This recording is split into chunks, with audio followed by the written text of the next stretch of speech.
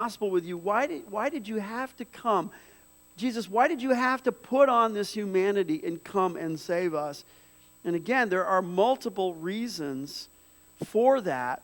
This week, I want to focus on the idea of showing us in person who God is.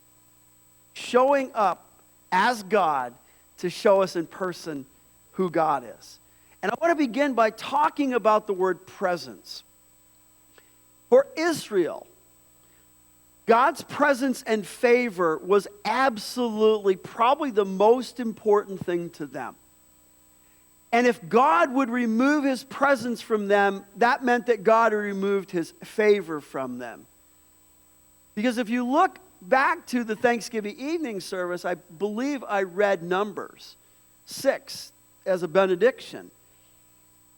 Make your face to shine upon us. And to ask God to shine his face was to ask God to show his presence and his favor, because if God didn't do that, it meant that God had rejected Israel, at least for the moment.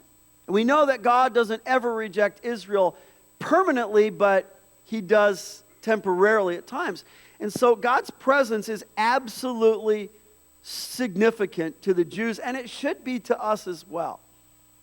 In Exodus 33, Moses is having a conversation with the Lord. And in verse 11 it says, "Thus the Lord used to speak to Moses face to face, just as a man speaks to his friend. When Moses returned to camp, his servant Joshua, the son of Nun, a young man, would not depart from the tent.